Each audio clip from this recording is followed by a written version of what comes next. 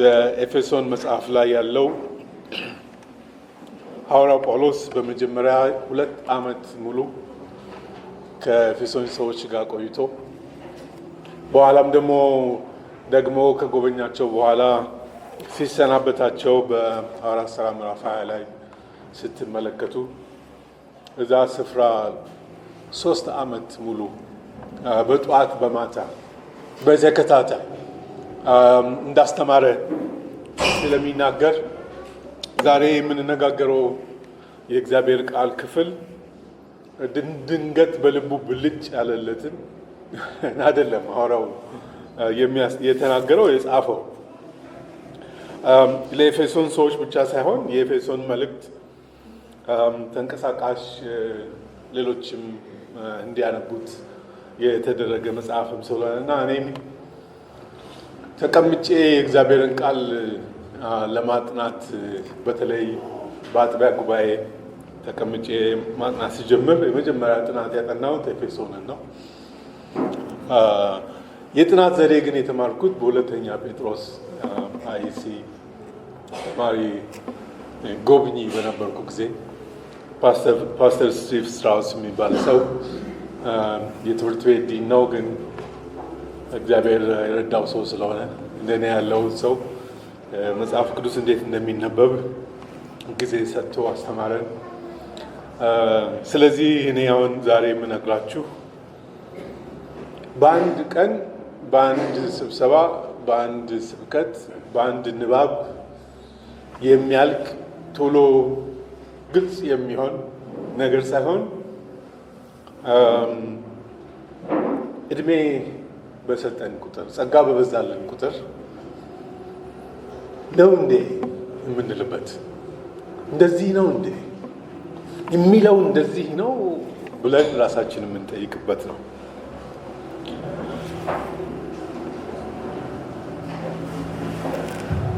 የሚለው እዚህ ጋር ተጽፏል። እንደ ክብሩ ባለጸግነት መጠን፣ እንደ እግዚአብሔር ባለጠግነት መጠን፣ እንደ ታላቅነቱ፣ እንደ አምላክነቱ በሱ ልክ፣ በእኛ ልክ ሳይሆን በሱ ልክ ይስጣችሁ። በአንድ ጊዜ ተደርጎ ዝም የሚባል አይደለም። እግዚአብሔር በሕይወታችን ውስጥ ያደረገው ነገር እንዲህ ነው ወይ? እየኖርን ያለነው በዚህ መልክ ነው ወይ? ይሄ ሕይወት፣ ይሄ ስጦታ፣ ይሄ ቸርነቱ፣ ይሄ ጸጋው፣ ይሄ መልካምነቱ በሕይወታችን ውስጥ አለ ወይ? ይታያል ወይ? የማደርገው ኤፌሶን ምዕራፍ 3 ከአጋማሽ ጀምርና ሀሳቡን በቅደም ተከተል እስከ 6 ሄዳል እና አንዳንዴ የት እንደደረስኩ አልነግራችሁም ሀሳቡን ለመደርደር ብዬ። ከዛ በኋላ ደግሞ መለስና ከምዕራፍ 1 ጀምሬ ደግሞ መጣና መልሼ ምዕራፍ 3 ላይ ቆማለሁ እና ያው ከኔ የኔን መጽሐፍ ቅዱስ አነባብና አነጋገር ልምድ ያደረጋችሁ አሁን ቁጥሩ እዚህ ጋር ነኝ እያልኩ አላስታውቅም። ካስታወቅኩ አስታወቅኩ፣ ካላስታወቅኩ ከኤፌሶን እንዳልወጣሁ እንድታውቁ።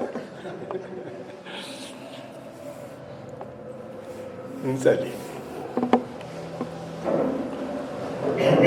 ቸርነትና ምሕረት ያለ የዘላለም አምላክ ሁሉን ያደረግህ አንተ ነህ።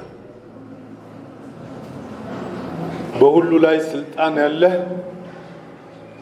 ሁሉን ያደረግህ አምላክ አንተ ነህ። በሕይወታችን የሚሞላን የዘላለም ፈቃድህን ደግሞ ማድረግ ስልጣን ያንተ ነው። ቀርበናል። እግዚአብሔር አምላካችን ሆይ በቸርነትህ፣ በምሕረትህ፣ በዘላለም ሐሳብህ ያዘጋጀኸው በረከት፣ ጸጋ፣ አሰራርህ እንደ ቸርነትህ መጠን፣ እንደ ታላቅነትህ መጠን በሕይወታችን ይሆን ዘንድ ይህን ቃል እንድንነጋገር፣ እንድንመክር፣ በዛም እንድንገኝ ጸጋህን አብዛለን። ቃልህን ብርሃን ስጠን። እኔም ስናገር እውነትን መናገር እንድችል በጌታ በኢየሱስ ክርስቶስ ስም አንተ እርዳኝ። ለወገኖቼም የቃልህን እውነት እንድታበራ በመካከላችን እውነትህ እንዲገለጥ በእውነትህ መቆም እንድንችል ጸጋ ይብዛልን። በጌታ በኢየሱስ ክርስቶስ ስም አሜን። የኤፌሶንን መጽሐፍ ስታነቡ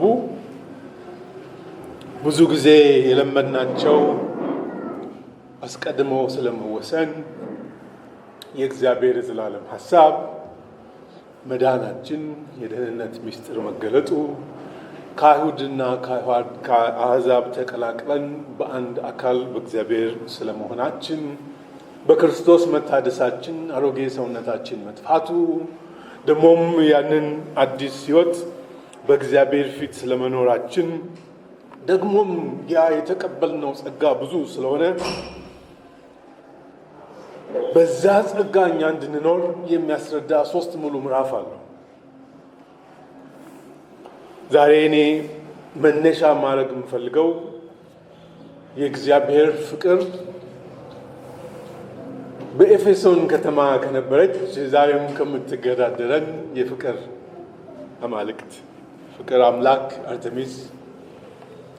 አርተሚስን አታውቋትም፣ ግን ጠባያ የታወቀ ነው። ጠባያ እንደዚህ ነው። የአርተሚስ ጠባይ ሰዎችን ሁሉ መሳብ ትችላለች።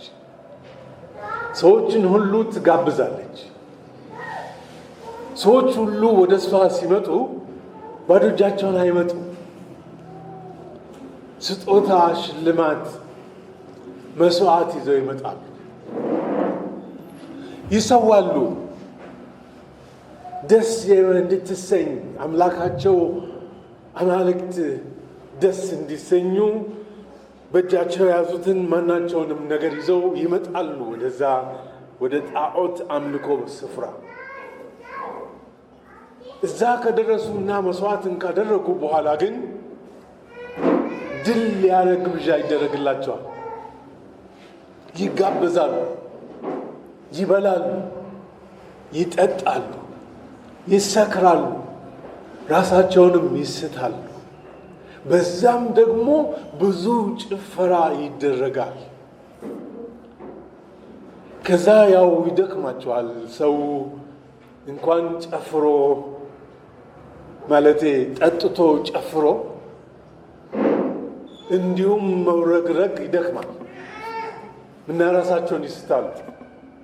ራሳቸውን ይሳቱት ከዛች ከፍቅር አምላክ ጋር እኩል እንደመጡ ያቺ መንፈስ ሙላት እንደደረሰባቸው በዛ እርኩስ መንፈስ እነሱ እርኩስ አላሉም፣ እኔ ነኝ ያልኩት። በዛ መንፈስ ሰውነታቸው ከሞላ በኋላ ራሳቸውን ስተው ይወድቁና እንዲህ ደረጃ የደረሱት እፎይ ይላሉ ማለት ነው። ወይ አንዳንዶቹ በዚህ አይደለም እፎይ የሚሉት፣ ሌላም መድረክ ላይ ተቆሞ የማይነገር ብዙ ነገር ያደርጋሉ። ለኤፌሶን ሰዎች ይህንን ልምድ ላላቸው፣ ይህን እውቀት ላላቸው፣ ይህንን አይተው ይህንን ተረድተው የዚህን አሰራር ከልባቸው የጻፉትን ሰዎች ሐዋርያው ጳውሎስ እኔ ከእግዚአብሔር ዘንድ ሁሉን ከሚችል አምላክ ዘንድ እሱ እንኳን ሲጽፍ ያለው ሁሉን ምንጭ ሁሉ ከሚመነጭበት ከአምላክ ፊት ተንበርክኬ ስለ እናንተ ጸልያለሁ። ሰማይና ምድር ላይ ያለው ሁሉ ከተሰየመበት ከአብ ፊት እንበረከካለሁ። በውስጡ ሰውነታችሁ ቁጥር 16 ላይ ነኝ፣ ምዕራፍ 3 በውስጡ ሰውነታችሁ እንድትጠነክሩ የክብሩ ባለጠግነት በመንፈሱ በኩል በኃይል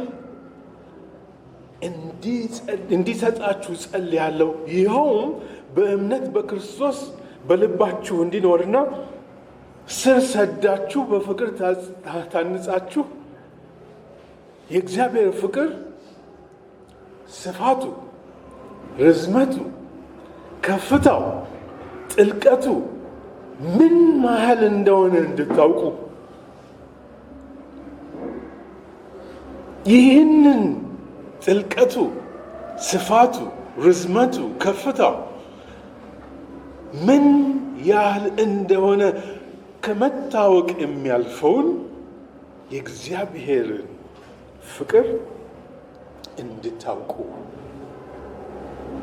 በአርጤሚስ ከተማ በጣዖት ከተማ ላይ ጣዖትን ማምለክ በለመዱ ሰዎች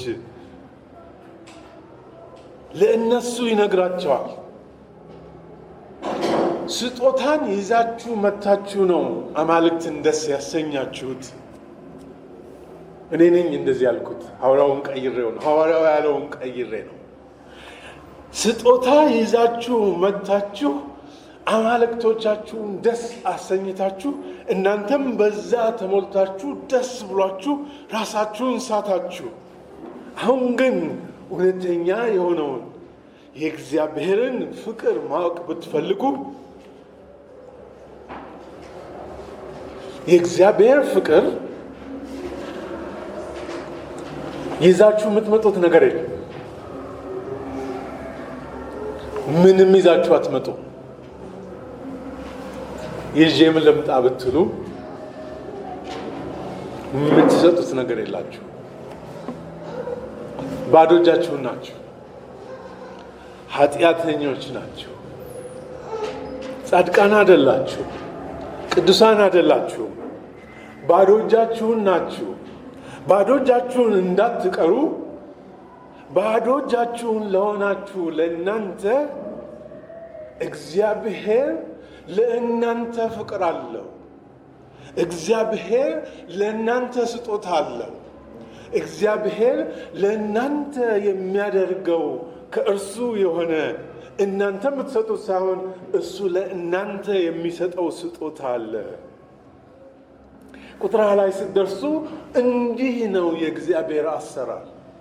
ይዛችሁ የምትመጡትን ነገር እንድታገኙ ሳይሆን እሱ ለእናንተ የሚያመጣው ወደ እናንተ የሚያደርሰው የእሱ ስጦታ ነው። ጣዖት ሁሉ አምጡ ይላል፣ እውነተኛ አምላክ ግን እንካችሁ ይላል። የዚህ ዓለም ሰው የሚያውቀው ፍቅር በሙሉ ወደደኝ ማለት ሰጠኝ ነው። ወደደ ማለት ተቀበለ ነው። የእውነተኛ የእግዚአብሔር ፍቅር ግን ወደደ ማለት ለማይገባው መወደድ የማይገባው ይዞ ለመምጣት ለማይችል የሚያስረክበው ነገር ለሌለው ባዶ ለሆነ ለእርሱ መስጠት ነው። ጣዖት ሁሉ ይዛችሁ ኑ ነው። እውነተኛ አምላክ ግን ይዛችሁ የምትመጡት ምንም ስለሌላችሁ እንካችሁ። እግዚአብሔር በክርስቶስ ኢየሱስ እኔን እናንተን ሲጠራ ሐዋርያው ለኤፌሶን ሰዎች እንደሚናገር የሚናገረውን ነገር ለእኛ ልብ ማለት ያስፈልጋል። ወደ እግዚአብሔር ቤት ስንመጣ፣ ወደ እግዚአብሔር አሰራር ስንመጣ፣ ወደ ጸጋ አሰራር ስንመጣ ይዘን የምንመጣው ምንም ነገር የለም። ምናልባት ግን የውስጥ አይናችን በርቶ እግዚአብሔር እኛን እንዴት እንደጠራን፣ እንዴት ወደ ራሱ እንደሳበን፣ እንዴት አይነት ጸጋን ለእኛ ላይ እንዳደረገ፣ በልጁ በኢየሱስ ክርስቶስ ምን በእኛ ላይ እንደሰራ ካወቅን ምናልባት ያን ጊዜ እርስ በርስ ስንገናኝ ከራሳችን ሳይሆን ከተሰጠን ጸጋ ላይ፣ ከተቀበልነው ላይ፣ ከተሞላነው ላይ፣ ከእግዚአብሔር በረከት ላይ የምንከፋፈለው ነገር ይኖራል። የእግዚአብሔር አሰራር ከሰው የሚፈልቅ ምንም ነገር አይፈልግም። ከሰው የሚፈልቅ ጣዖት ነው። እግዚአብሔር የሰውን ጉድለት ለመሙላት ነው እንጂ ከሰው የሚፈልገው ነገር የለውም። የሰውን ድካም ለማሳረፍ ነው እንጂ የሰውን ጥፋት ሊሽር ነው እንጂ ከሰው የሚፈልገው ነገር የለውም። ወደ እግዚአብሔር ወደ አምላካችን ከመጣን ከራሱ ከእግዚአብሔር ከፍቅሩ ከቸርነቱ ከስጦታው ቀድመን መቀበል አለብን። ደግሞም ከተቀበልን በዛ በተቀበልነው ስጦታ እግዚአብሔር በሰጠን ስጦታ እርስ በርሳችን በዛ ስጦታ ከኛ ያልሆነ በጸጋ በሆነ በዛ እርስ በርሳችን ማገልገል እንችላለን። ሐዋርያው ጳውሎስ ይህንን ሲጽፉላችሁ እንደምታውቁ በእስር ቤት ስለሆነ ይህንን ሲጽፍ ስለ ክርስቶስ ኢየሱስ ጉዳቱንም እንኳ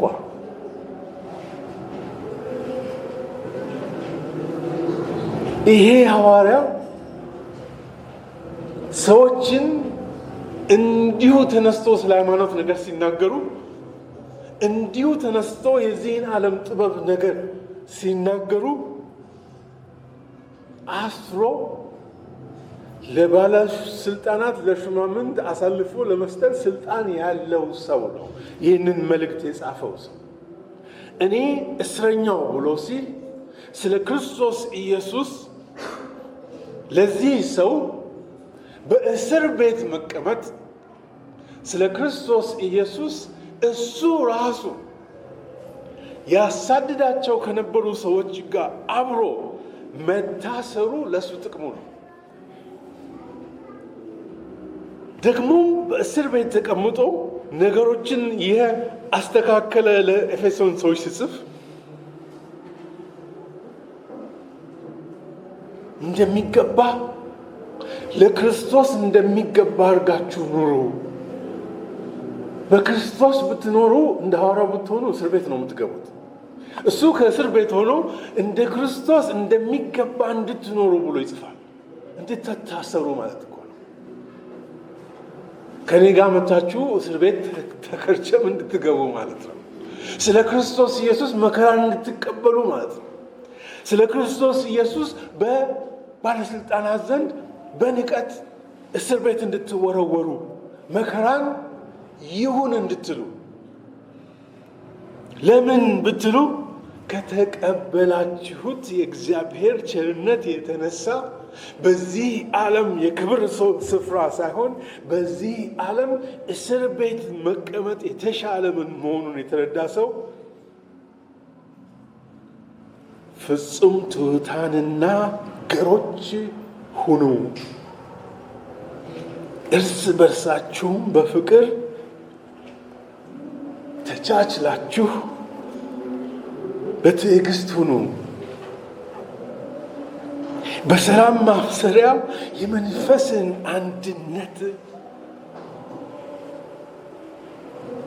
እምቢ፣ አሻፈረኝ፣ አይሆንም፣ አይቻልም፣ እኔ እንደዚህ ነው የገባኝ፣ እኔ እንደዚህ ነው የማደርገው የሚለውን ድፍረታችሁን ቀዝቀዝ አድርጉ።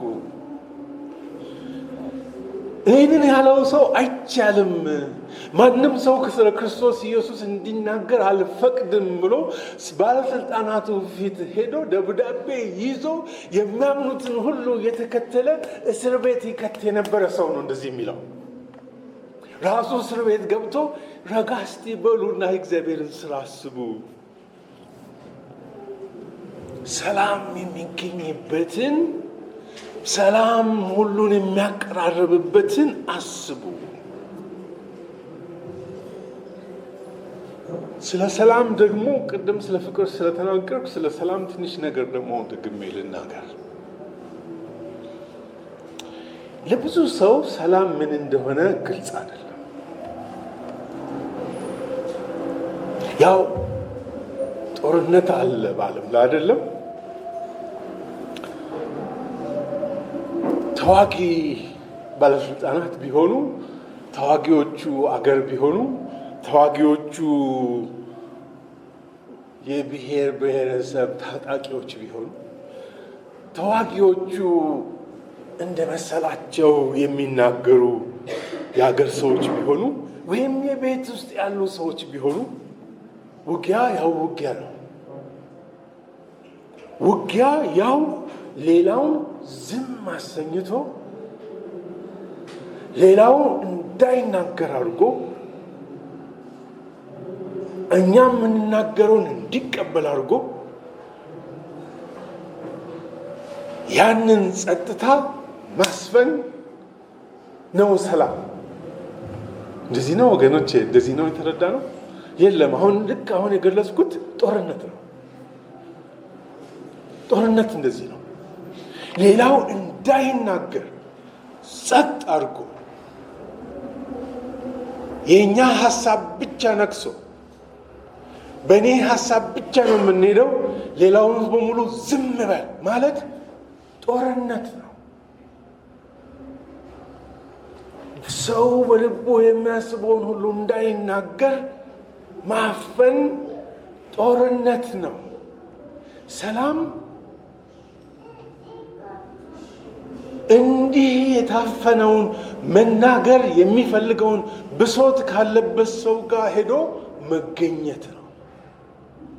እንዲህ የባሰበትን ጭንቅ ያለበትን መከራ ያለበት ሰው ጋር ሄዶ አብሮ መገኘት ሰላም ነው። ደግሞም የእግዚአብሔር ሰላም ከኃጢአተኞች ጋራ፣ ከደካሞች ጋራ፣ ከጎስቋሎች ጋራ መድረሻ ከሌላቸው ጋር ሄዶ መገኘት ነው።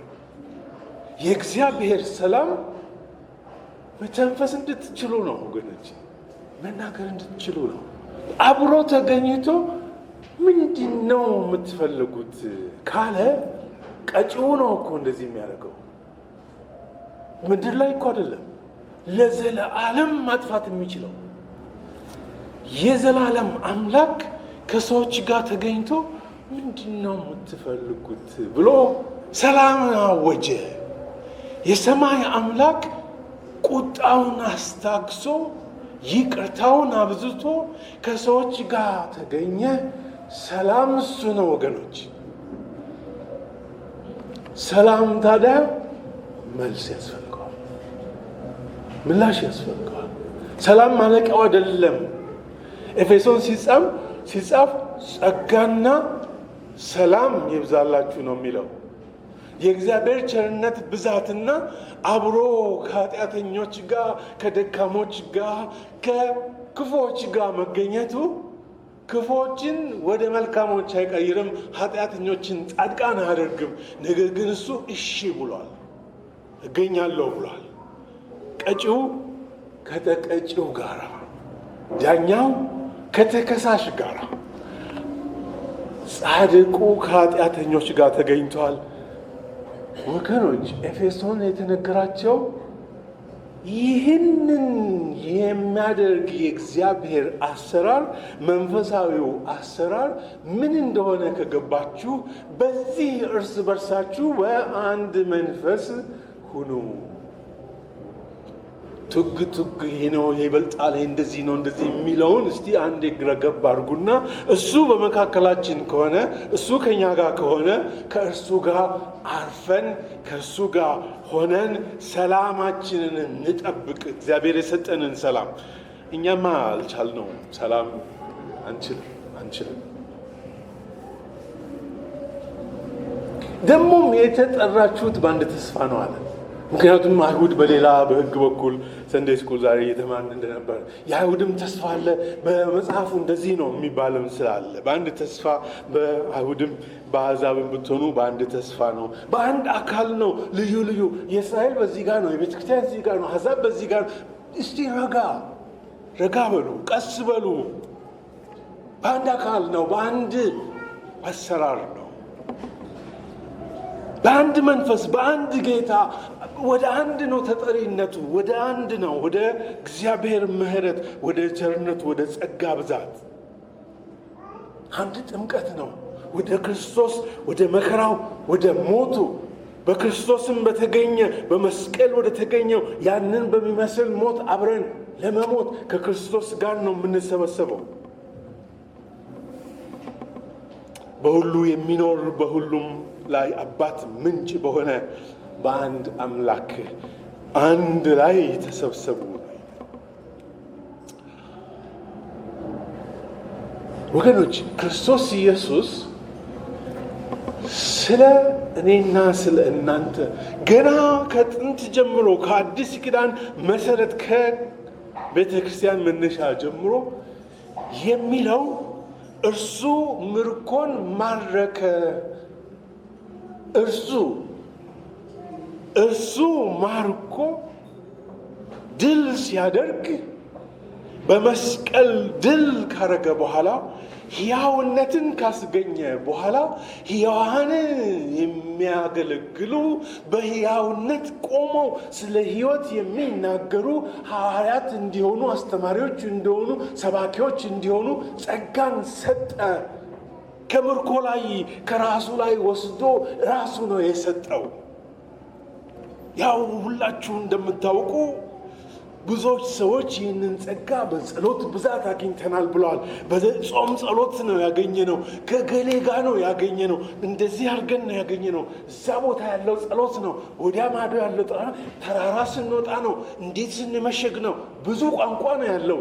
ጸጋን የተቀበሉበትን ሐዋርያው ጳውሎስ ለኤፌሶን ሰዎች እንደሚነግራቸው እንደ አርጤሚስ የጣዖት መቅደስ እየሄዳችሁ የምትቀበሉት ጸጋ አይደለም፣ ማባከን ነው። የእግዚአብሔር ጸጋ ግን ብትፈልጉ በክርስቶስ ኢየሱስ ባዶ መሆናችሁን ስታውቁ፣ እዛ ባዶ ላይ ክርስቶስ ራሱ ድልን ስላደረገ እሱ ጸጋን ባዶ በሆኑ በእነሱ ላይ ይሞላል። እያንዳንዱ ደግሞም የሚያገለግሉትን ጸጋን ስለሰጠ ብቻ ሳይሆን ለኤፌሶን ሰዎች እንደተነገራቸው እዚህም ላለነው ሊነገረን የሚገባ ማሰብ ያለብን እያንዳንዱ ሰው በክርስቶስ ኢየሱስ አንድ ላይ እንደተጋጠመ ራስ አካልን እንደሚመራ እያንዳንዱ ሰው ተጋጥሞ እያንዳንዱ ሰው የሚገባውን በአካል ላይ እንደ ብልት ማገልገል አለበት ይላል። እንደ አርጤሚሱ ይዞን ካልሆነ በቀር ወገኖች፣ ብድግ ያን የመሰለንን ማድረግ ብድግ ለን እግዚአብሔርን ደስ የሚያሰኘውን ያደርጋለሁ የምንል ከሆነ የአርጤሚስ ስርዓት ነው። የክርስቶስ ኢየሱስ ግን ከክርስቶስ ኢየሱስ ራስ ከሆነው ጋር ተጋጥሞ እያንዳንዱ ሰው የሚገባውን ከራስ ከክርስቶስ የተቀበለውን ጸጋ ለሌላው ለወገኑ ለማገልገል ይጠቀማል። ማንም ሰው መሰለውን እንዳያደርግ ሐዋርያው ጳውሎስ በግልጽ ይናገራል። ምዕራፍ 4 ቁጥር 14 ላይ ከእንግዲህ ወዲህ ወደ ክርስቶስ ራስ ወደ ሆነው ከመጣን ወዲህ በተለያየ ትምህርት፣ በተለያየ ሐሳብ፣ በተለያየ ግምት እንደ ሰው መፍገምገም በነፋስ ሁሉ መወሰድ አይገባንም። በክርስቶስ ረክተን ከአንዱ ከራሱ እሱ ጸጋን ስለሰጠ አገልጋዮችን አንድ ላይ ቤተ ክርስቲያንን ሙሉ ሊያደርግ በአካሉ ላይ ያሉትን እያንዳንዳቸውን ደግሞ የሚገባውን እንዲያደርጉ ስለሰጠ ለኤፌሶን ብቻ አይደለም፣ ቤዛ ባፕቲስት ላሉ ሰዎችም ሁሉ ለእያንዳንዱ ሰው ጸጋን ስለሰጠ ከዚህ በኋላ በተሰጠን ጸጋ በተቀበልነው ጸጋ ለማገልገል ሐዋርያው ጳውሎስ እንዳለው አደራ እላችኋለሁ፣ አሳስባችኋለሁ። አሕዛብ ሳላችሁ አርጤሚስ ጋር ሲሄዱ የመሰላቸውን ለማምለክ እንደሚሮጡ ሰዎች፣ አምላካቸውን ደስ ለማሰኘት ዝም ብሎ በከንቱ እንደሚሮጡ ሰዎች አይደለም። እንደ አሕዛብ ሳላችሁ በሚመስለው መንገድ ሁሉ ሄዳችሁ ነበረ። በጨለማ እንደሚሄድ ሰው ትመስሉ ነበረ። ሕሊናችሁም ደግሞ ስለሚታረጉት ነገር አይከሳችሁም ነበር። አሁን ግን የክርስቶስን እውነት አውቃችኋል፣ ጸጋን ተቀብላችኋል። በተቀበላችሁት በዛ ጸጋ እርስ በርሳችሁ አገልግሉ። እንግዲህ ያወቃችሁ እንግዲህ ይህንን ካወቃችሁ እግዚአብሔር ደግሞ በዚህ እውቀት ላይ የሚበዛ የሚጨምር ገና የሚሰፋ የሚያድግ በእውቀትም ሁሉ ፍንጭ ብቻ አይደለም፣ በማስተዋል ሁሉ የሚበዛ በመረዳት ሁሉ የሚበዛ ይሄ ከሆነ ምንጩ ክርስቶስ ኢየሱስ መሆኑን ካወቃችሁ ከእርሱ የሚገኝ በማስተዋል ሁሉ የሚበዛ እውቀት እንድታገኙ ለእናንተ ደጅ ተከፍቶ የእግዚአብሔር ጸጋ አሰራር ምን እንደሆነ ከዚህ በኋላ ያለውን አሰራር የአሕዛብን መንገድ የግምትን መንገድ ራስንም ሌላውንም አጉል ማስደሰትን ከተዋችሁ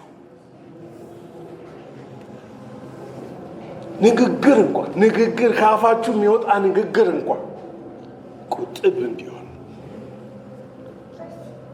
ርኅራኄ ያለበት ቸርነት ያለበት መልካም የሆነ ነገር ለማድረግ ሙላት በእናንተ ውስጥ ይኖራል ይላል ሐዋርያው ጳውሎስ። ይሄ ለኔ ለእናንተ ቤዛ ላለ ለሁሉም ሰው ማንም ሌትም ቦታ ያለ የእግዚአብሔርን ስም ለሚጠራ ሰው ሁሉ እውነት በክርስቶስ ኢየሱስ በሕይወት ለሚኖር ሰው በየትኛውም ስፍራ ላለ ሰው ሁሉ መልካም ከክርስቶስ ኢየሱስ የሚገኝ ጸጋ በሕይወታችን ውስጥ ሲሞላ መልካም ማድረግ ይቻላል።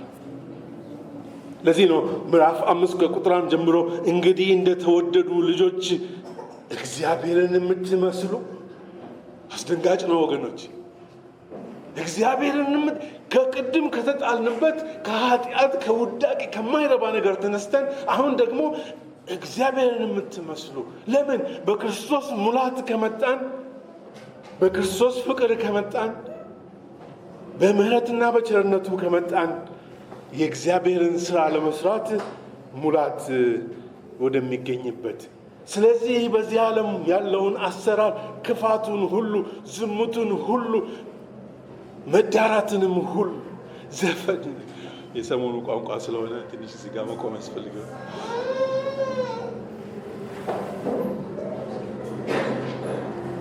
ይህንን ወቁ፣ ይህንን ልብ በሉ። ማንም አመንዝራ ወይም ርኩስ ወይም ስግብግብ ይኸውም ጣዖትን የሚያመልክ በክርስቶስ በእግዚአብሔር መንግሥት ርስት የለው፣ ድርድር የለው። በቀድሞ ጨለማ ነበራችሁ፣ አሁን ግን በጌታ በብርሃን ናችሁ፣ በእግዚአብሔር ብርሃን ናችሁ። ተረዳችሁ፣ አወቃችሁ፣ ለያችሁ። የእግዚአብሔር ሐሳብ በክርስቶስ ኢየሱስ በሕይወታችሁ እንደሚሞላ አወቃችሁ። ምሳሌም ሰጠ።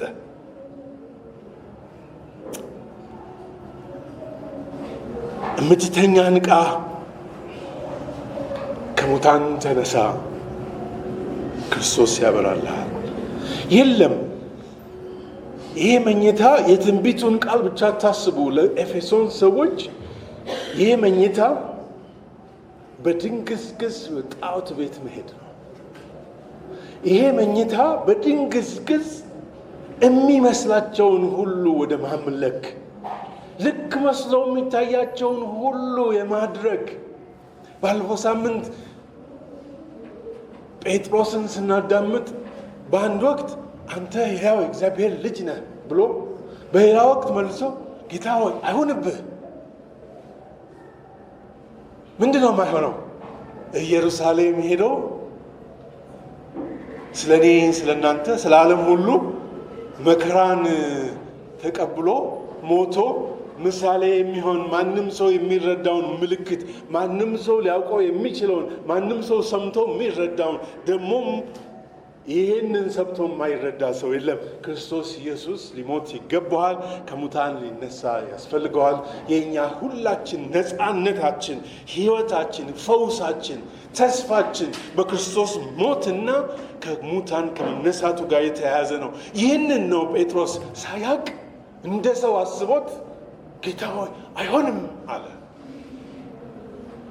እንደ ሰው አስቦት እና ያንን እንደ ሰው ማሰብንም ደግሜ የማመጣው ለምንድን ነው ወገኖቼ? እንደ ሰው ማሰብ በመካከላችን ብዙ ስለሆነ እና ብንችል ብንተው ይቻላል። ነገሮችን ሁሉ በክርስቶስ ዓይን ብናየው ይቻላል። ስለዚህ ነው ጥበብ እንደሌላችሁ እንዳትሆኑ እንደ ጥበበኞች ሁኑ። እግዚአብሔር የሰራውን የመስቀሉን ስራ ልብ ማለት የምትችሉበት ክርስቶስ ወደ መስቀል፣ ወደ መከራ፣ ወደ ሞት የሄደው ትንሣኤውን አይቶ ነው።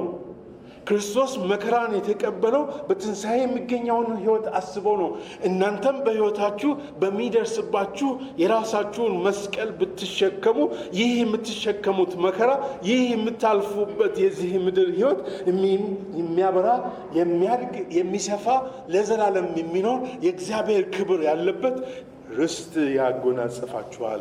በክርስቶስ ያገኛችሁትን በዚህ ምድር ልታሳዩ ትችላላችሁ። ስለዚህ በኤፌሶን ያ በማቴዎስ 16 የነበረውን ሐሳብ ለማስታወስ ነው የሳምንቱን ያ አምስቱን የስሜት ሕዋሳት ምን እንደሚመስል ሙከራ ያደረኩበት ነው። ይሄኛው የአምስቱ የስሜት ሕዋሳት አይደለም። ይሄኛው ጥበብ ስድስተኛው ነው። እቺ ጎኔ ላይ ተሰማኝ የምንላት በጎን አይደለም። አንዳንዶቻችን በሌላ መልክ ነው የሚሰማን፣ በአእምሯችን ውስጥ ሊሆን ይችላል። እንደኔ ከሆናችሁ ደግሞ ህልም በሚመስል መንገድ ደግሞም ሌሎች ግን የእግዚአብሔር ጥበብ ያልተገለጸለት አንድም ሰው እዚህ ቢኖር ይጎዳል። አንድም ሰው ይህ የምንነጋገረውን የእግዚአብሔርን ጥበብ ለጴጥሮስ እንደታየው የሕያው የእግዚአብሔር ልጅ መሆኑ ክርስቶስ የሚሞት ደግሞም ከሙታን የተነሳ ደግሞም በመነሳቱ የሚገኘውን መንፈስ የእግዚአብሔር መንፈስ በምድር ላይ ምን እየሰራ እንዳለ አሁን በቤተ ክርስቲያን በኩል እየተደረገ ያለውን የእግዚአብሔርን ጥበብ ያላየ ሰው እዚህ መካከላችን ቢኖር ይጎዳል። በትምህርት ነፋስ ሁሉ ወደ ግራም ወደ ቀኝም ይወሰዳል። ስለዚህ ነው ቀኖቹ ክፎች ናቸው። ትምህርቱ ሁሉ ወደ ራሳችሁ እንድትመለሱ፣ ሰብአዊነታችሁን እንድታስቡ፣ ትምህርቱ ሁሉ እንዳትነኩ፣ ጉዳት እንዳይደርስባችሁ፣ ትምህርቱ ሁሉ ክብራችሁን አታስነኩ፣ ድንበር አብጁ፣ ማንም እንዳይደርስባችሁ የሚል ነው። በክርስቶስ ያለው ትምህርት ደግሞ ስለ እናንተ አይደለም። ስለ እኔና ስለ እናንተ ቢሆን ስለ ውድቀታችን ነው፣ ስለ ኃጢአታችን ነው፣ ስለ መጥፋታችን ነው። እንደ እግዚአብሔር ምሕረት በክርስቶስ ኢየሱስ እንዳሰበን ከሆነ በክርስቶስ ኢየሱስ የሚገኝ የጸጋው ሙላት በሕይወታችን ውስጥ ስላለ እሱን ነው በመዝሙርና በዝማሬ በመንፈሳዊ ቅኔ እርስ በርሳችሁ ተነጋገሩ የተባለው በእኛ ውስጥ የሚሞላውን የእግዚአብሔርን ጸጋ ምዘለው ትልቅ ክፍል አለ። እንግዲህ ሚስት መሆን ቢሆን፣ ባል መሆን ቢሆን፣ አሰሪ ቢሆን፣ ሰራተኛ ቢሆን፣ አባት ቢሆን፣ ልጅ ቢሆን፣ በማህበራዊ ህይወት ውስጥ ያለው ሁሉ እንደ እግዚአብሔር ሐሳብ የተቀኘ የሚዘመር የሚኖር የዕለት በዕለት ህይወት ነው። እሱን ሁሉ እንግዲህ በአጭር ቃል ዘለልኩ ማለት ነው። ብዙ ምዕራፍ፣ አንድ ምዕራፍ ተኩል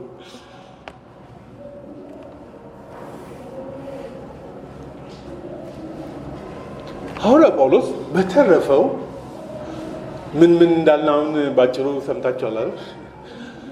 ባልነትም፣ ሚስትነትንም፣ ልጅነትም፣ ወላጅነትንም፣ አሰሪነትንም፣ ሰራተኛነትንም እንደ እግዚአብሔር ልጆች ጥበበኞች ሆናችሁ በእግዚአብሔር ጸጋ ብናስኬደው ከዚህ በተረፈው በጌታና በኃይሉ ችሎት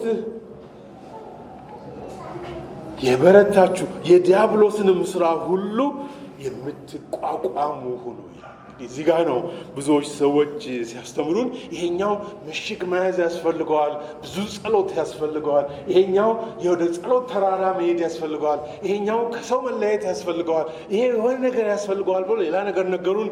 ሐዋርያው ጳውሎስ ግን ሲነግረን ምንም አያስፈልገው። የመዳን ራስ ቁር፣ የጽድቅ ጥሩር፣ እውነትን ቀበቶ፣ የእምነት ጋሻ፣ የተዘጋጀ ወንጌል ለመስበክ ምንድን ነው የሚያስፈልጋችሁ? አንድም ከእናንተ የሚያስፈልግ ነገር የለም ማለት ነው። የእግዚአብሔርን ጦር ዕቃ ሁሉ ያዙ ሲባል ሁሉ ጸጋ፣ ሁሉ የተሰጠ፣ ሁሉ ከክርስቶስ ኢየሱስ የተነሳ ከመሞቱ ከመነሳቱ ጋር የተገናኘ የእግዚአብሔር ስጦታ ነው ሁሉ። እናንተ ለዚህ ጉዳይ ተዘጋጁ፣ የዲያብሎስን ሽንገላ አትስሙ። ይሄ ነገር ከእናንተ ነው፣ ይሄ ነገር ከዛኛው ነው፣ ይሄ ነገር ከዚህ ነው የሚፈልቀው ቢል አትስሙ። እግዚአብሔር በክርስቶስ ኢየሱስ መዳንን ሰጥቷል፣ ጽድቅን ሰጥቷል፣ እውነትን ሰጥቷል፣ የምንዘጋጅበትን ወንጌል የምንሰብክበትን ቃል ሰጥቶናል። የእምነት ጋሻና የሚወረወረውን ያንን የክፉን ፍላጻ የምትቋቋሙበትን ይህንን ቃል ሰጥቷል። አንድም ያልተሰጠ ሰይጣንን፣ አታላይነቱን፣ ኃያልነቱን፣ ሰው ሁሉ የፈራበትን ፍርሃት መመከት የሚቻልበት ነገር ሁሉ የጸጋ አሰራር። አንድም ከኛ የሚመጣ ነገር የለም። የእግዚአብሔር ስራ ከምን እንደመነጨ ከየት እንደመጣ ማሰብ ከቻልን አሁን ኤፌሶን መግቢያ ላይ መጣ። አሁን ወደ መግቢያ ልመለስ። ዓለም ሳይፈጠር በሰማያዊ ስፍራ በመንፈሳዊ በረከት ሁሉ በክርስቶስ የባረከን ይሄ ከምን ይመጣል የተባለው ሁሉ ድል ታደርጋላችሁ ከእንዲህ ነው የሚመጣው የተባለው ሁሉ ዓለም ሳይፈጠር በፊቱ ቅዱሳንና አለነውር እንድንሆን አስቀድሞ እግዚአብሔር ይወሰነው። የኔ የእናንተ የሰው ስራ አይደለም። የእግዚአብሔር ችሮታ፣ የእግዚአብሔር ስጦታ፣ የእግዚአብሔር አሰራር ከገባን ወገኖቼ ማስተዋል ያለብን ከእምነታችን ከማንነታችን ከሆነው ነገር የመጣ አይደለም። የእግዚአብሔር የዘላለም ሐሳቡ የእግዚአብሔር ፈቃድ ይሄ የእግዚአብሔር አሰራር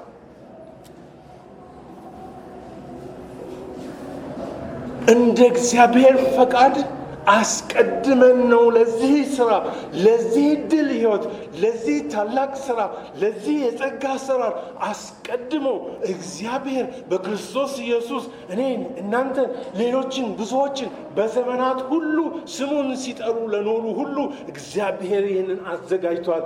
እኔና እናንተ የዛ ወገን ነን ወይስ እንደሌላው ሰው ሁሉ በጥናታችን ብዛት ማነው ስሙ ካልቪንን ስለማውቀው አርሜኒያንን ስለማደግፍ ይሄኛው እዚህ መደብ ይሄኛው እዛኛው መደብ ይሄኛው እዚህ ትምህርት ቤት ይሄኛው እዛ ትምህርት ቤት ይበቃል ወገኖቼ። የክርስቶስ ኢየሱስ ወገን ከሆነ ከተጠራን የእግዚአብሔርን ስራ ለመስራት ከዘላለም በፊት ዓለም ሳይፈጠር በፊቱ ቅዱሳንና አለነውር እንድንሆን እግዚአብሔር አዘጋጅቷል። ከኃጢአት አንጀምር፣ ከውድቀት አንጀምር።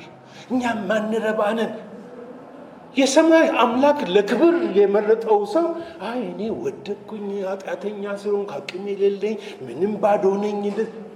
የምን አይነት ንግግር ነው ወገኖች?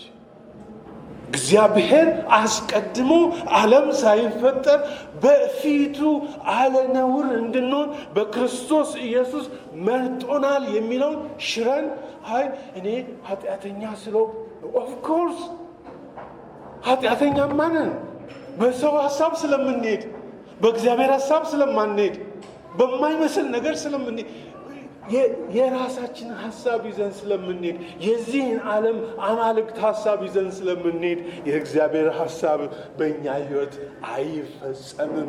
ለምን? እግዚአብሔር ለእኔና ለእናንተ የሚሆነውን በክርስቶስ ኢየሱስ ብቻ እርሱም በቤተ ክርስቲያን በኩል ብቻ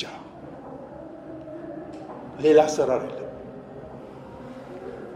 ከብዙ ዓመት በፊት ሰዎች ወጣትነታችንን አሰቡና እናንተ እኮ እንደዚህ ቦታ ሄዳችሁ ብትሰሩ ጥሩ ነው፣ በሙያችሁ እንደዚህ ብትሆኑ ጥሩ ነው። እኔ ደግሞ ያቺ ትንሽ የኢኮኖሚክስ ትምህርት አለ። ከዛ በኋላ ደግሞ እግዚአብሔር በሰጠኝ እድል የዚህን ሀገር ፖሊሲ ህጉ አወጣጥ ሁሉ የሚናገሩ ሰዎች እናንተ እኮ ምናልባት እግዚአብሔር በእናንተ በኩል ይህንን አገር ስለሚቀይር እኔ እና አብሮን የነበሩ ሰዎች በዛን ጊዜ በሰማይና በምድር የማይለወጥ እግዚአብሔር የመሰረተው ተቋም ቤተ ክርስቲያን ይባላል። አባል ነኝ። እግዚአብሔር በሚሰራው በሰማይና በምድር ፈቃዱን የሚገልጸው ዓለም ሳይፈጠር ጀምሮ በፊቱ ቅዱሳንና ለነውር የእግዚአብሔርን ፈቃድ የሚፈጸምበትን ስራ ሁሉ የምንሰራበትን በገዛ ራሱ ፈቃድ የሚሰራበት ሁሉን አሟልቶ በክርስቶስ ኢየሱስ እሱን ራስ አድርጎ በእርሱ የሚታዘዙትን ደግሞ አካል ብልት አድርጎ ቤተ ክርስቲያንን ከመሰረተ በኋላና እኔ እዛ ከገባሁ በኋላ የማንም ድርጅት አባል መሆን አልችልም።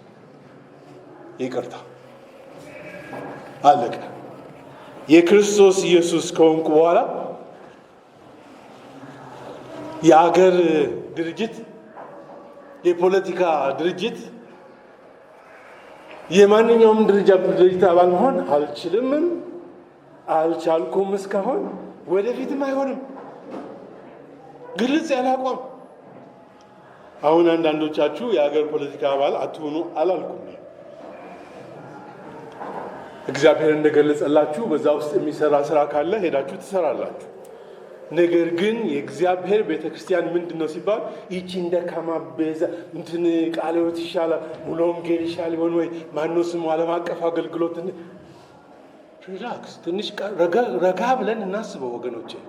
የእግዚአብሔር አሰራር ቤተክርስቲያን ማለት ዓለም ሳይፈጠር በፊቱ መልካምን ነገር ማድረግ እንድንችል በክርስቶስ ኢየሱስ በእርሱ በኩል አልፎ ፈቃዱን በምድር ላይ እንድናስታውቅ የመረጠን የክርስቶስ አካል ቤተ ክርስቲያን። ስለ ፍቅር ትንሽ ተናግሬያለሁ። ስለ ሰላም ትንሽ ተናግሬያለሁ። ስለ መጠራት ትንሽ ልናገር። ምክንያቱም ብዙዎች ሰዎች ቤተ ክርስቲያን ዛሬ በምንለው ብያለሁ። ቤተ ክርስቲያን በምንለው ውስጥ ይገኙና ብዙ ሰዎች ተጠርተን ነው ይላል እና በግሪክ ቋንቋ ትክክል መጠራት ትክክል። ደግሞም እንኳን ተጠርተው መጡ፣ እንኳንም የእግዚአብሔርን ቃል ሰሙ፣ እንኳንም ተገናኘን። የእግዚአብሔር ቃል ለተጠሩት እንደዚህ ነው የሚለው።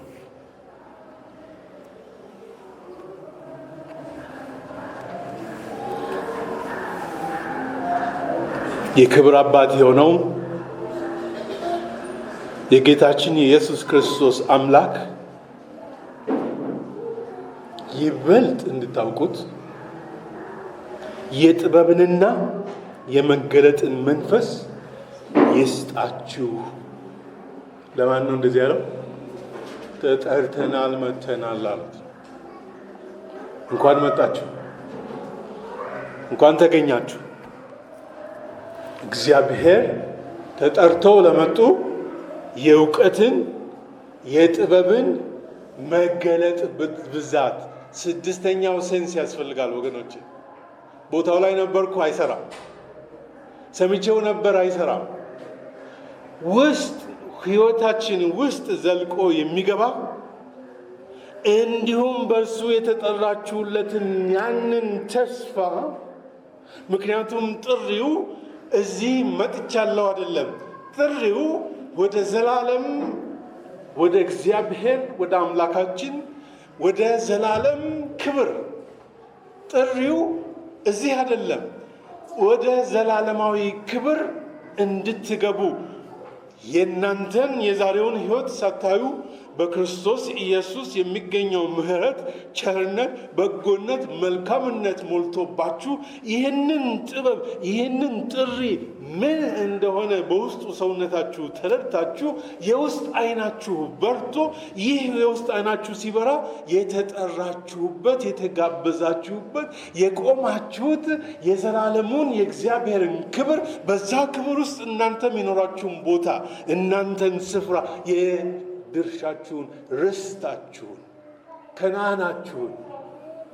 ከነዓናችሁ ምድር ላይ ከሆነ ኪሳራ እንዳይሆን ከነዓናችሁ የዘላለም ርስት እንዲሆን የእግዚአብሔር ፍቅር የሚያስገኘውን የእሱን ጥልቀት ያለውን የእሱን ጥሪ አይታችሁ በተስፋ ሊመጣ ያለው ግልጽ ሆኖ እንዲታያችሁ ከእግዚአብሔር ጋር በክርስቶስ ኢየሱስ በእሱ በተቀመጠበት በክብሩ አብራችሁ እንደምትከብሩ ተረድታችሁ ከሆነ ነው። የርስቱ ባለጠግነት ምን እንደሆነ እንድታውቁ የሚለው እሱን ነው። እንግዲህ ይህንን የዘላለም ርስት የምንቀበልበት እኛ ይህንን ክብርና የዘላለም ርስት የተቀበልን የእግዚአብሔርን ሐሳብ የተረዳን ከክርስቶስ ኢየሱስ ጋር አንድ ላይ ከተያዝን ቤተ ክርስቲያን ማለት እሱ ስለሆነ የአብያተ ክርስቲያናት ካውንስል የመዘገበው ድርጅት አለ። ሰዎች ያቋቋሙት ተቋም አይደለም። ከሰው ሐሳብ የፈለቀ ስላልሆነ ባለ ራእዩ ወይም ባለ ራእዮቹ በእኛ ሽማግሌዎቻችን መጋቢዎቻችን ብዙ ስለሆኑ መሪዎቹ ያቋቋሙት ከሆነ ባዶ እጃችንን ነው የምንቀረው። መሪዎቹ በደንብ ስላልመገቡ እችኛዋ አትሆንም ወገኖች። ጥሪው በመጋቢዎች በኩል ትቀበላላችሁ አይልም። እያንዳንዱ ሰው መጋቢዎቹ የሚያደርጉት እያንዳንዱ ሰው ይህን የተረዳ ሰው የሚያደርገው እያንዳንዱን ሰው ሚስጥር የገባው ሰው የሚያደርገው እያንዳንዱን ሰው ወደ ክርስቶስ ኢየሱስ እንዲደርስ ያ እውነት ያ ሚስጥር በሕይወት ውስጥ እንዲገለጽ እስከ ክርስቶስ ሙላት ድረስ እያንዳንዱ ሰው እንዲደርስ ሐዋርያው ጳውሎስ ምዕራፍ 3 ላይ መልሶ ይጸልያል። በአብ ፊት እንበረከካለሁ፣ በውስጡ ሰውነታችሁ እንድትጠነክሩ